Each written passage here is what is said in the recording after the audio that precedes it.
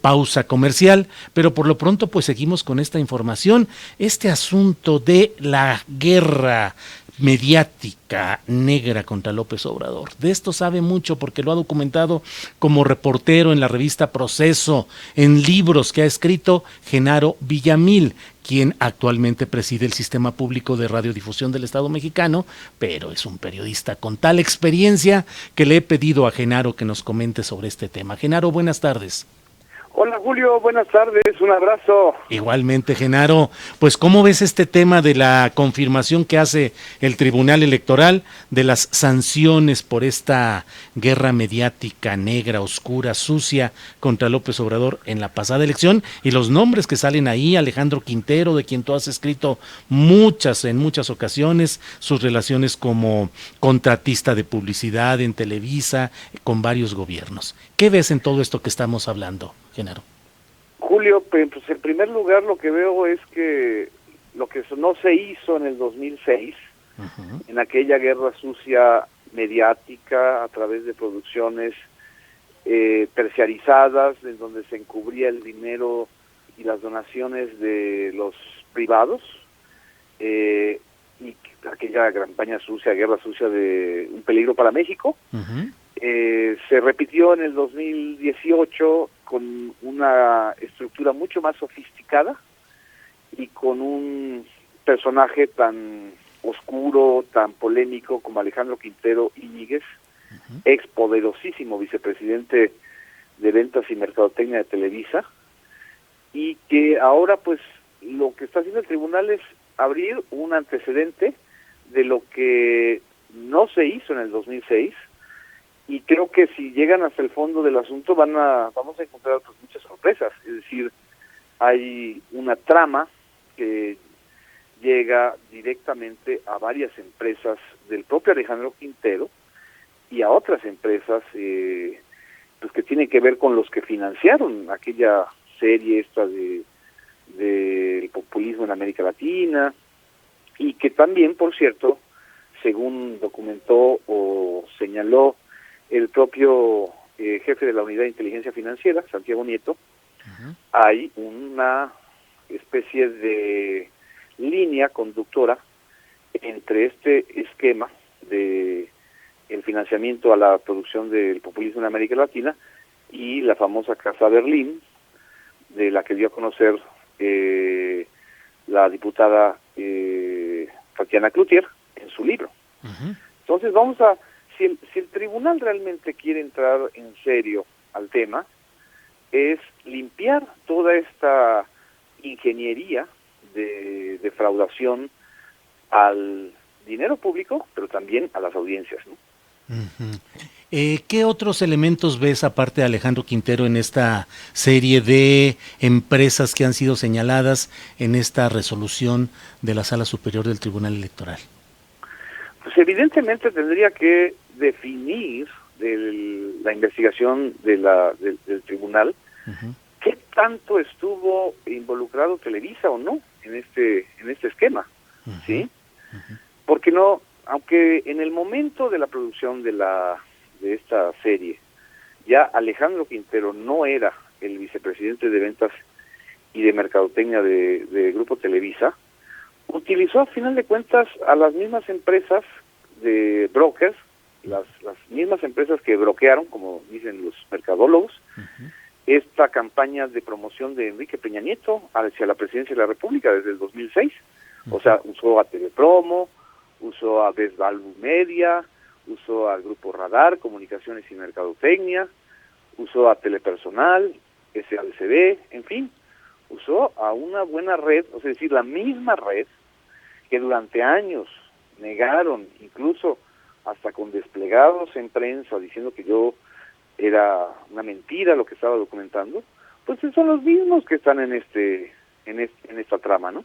Sí, que a mí me parece eso muy importante, Genaro, porque ciertamente el control mediático, sobre todo de empresas televisivas, particularmente Televisa, pues establecieron no solo un velo sobre lo que estaba sucediendo, sino también campañas permanentes de desacreditación de quienes se atrevían, por decirlo así, a señalar lo que hoy se está reconociendo con esta sentencia del poder del Tribunal Electoral, en el sentido de que hubo una concertación de esfuerzos empresariales, transferencia de cantidades millonarias de dinero para, mediante juegos y estrategias empresariales, finalmente financiar un proyecto de desacreditación de un candidato que le era incómodo a esos intereses empresariales, como era López Obrador. Creo que ahí está la esencia, Genaro.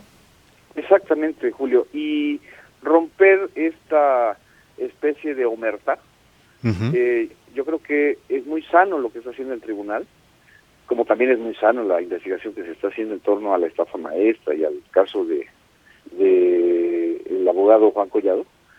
Es romper la omertá que durante tantos años alimentó a una cleptocracia con vínculos muy claros con las corporaciones mediáticas.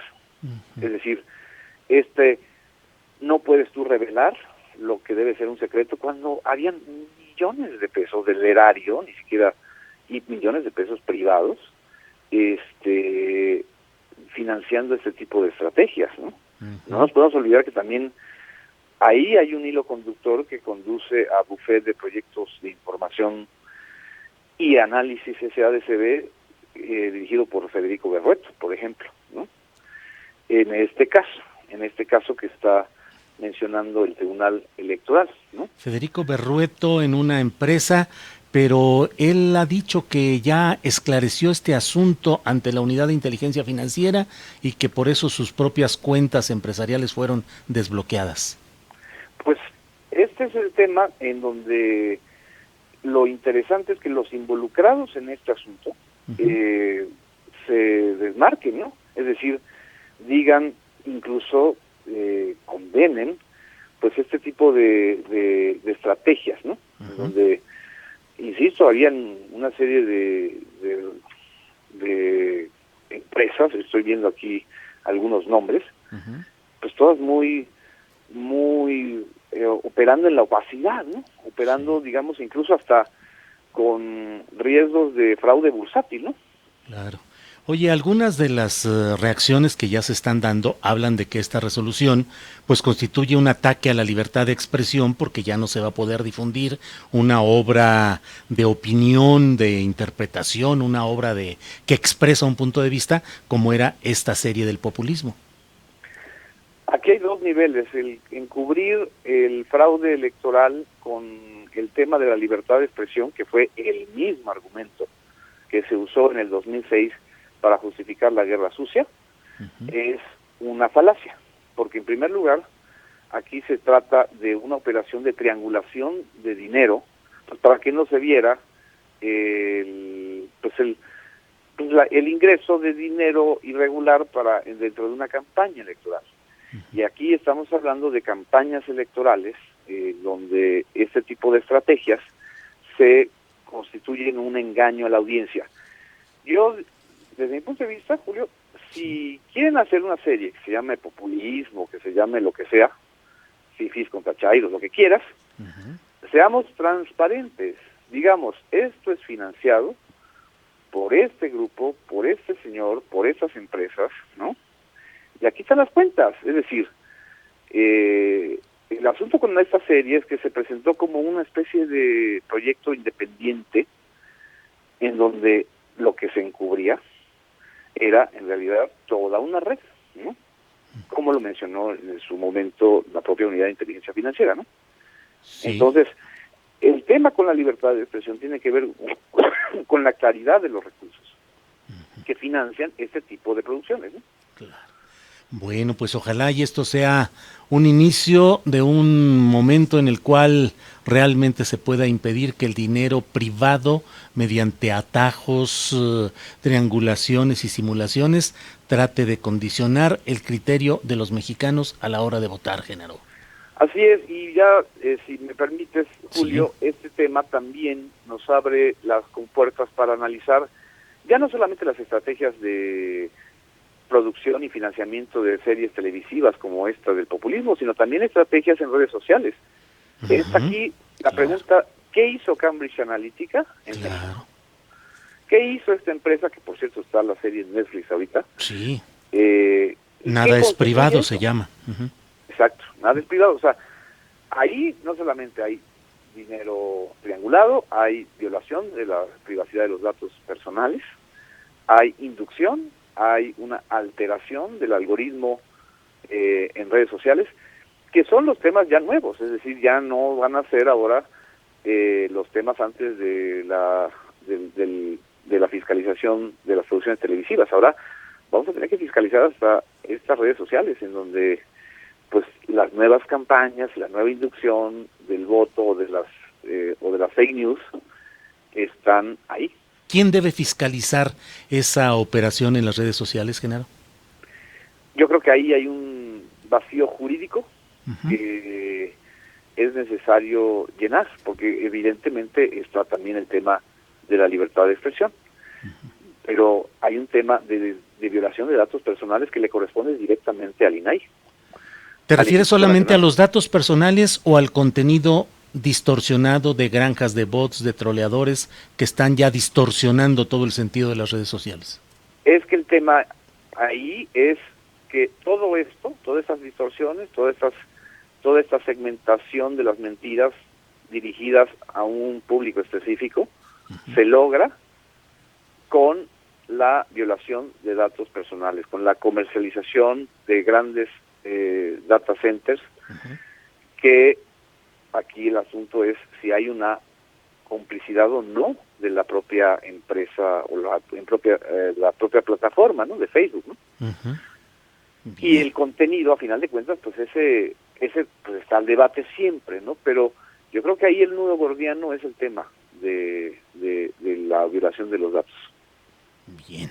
Bueno, pues estaremos atentos a estos y otros temas. Genaro, te agradezco como siempre la oportunidad de platicar contigo. Gracias. Un abrazo, Julio. Igualmente.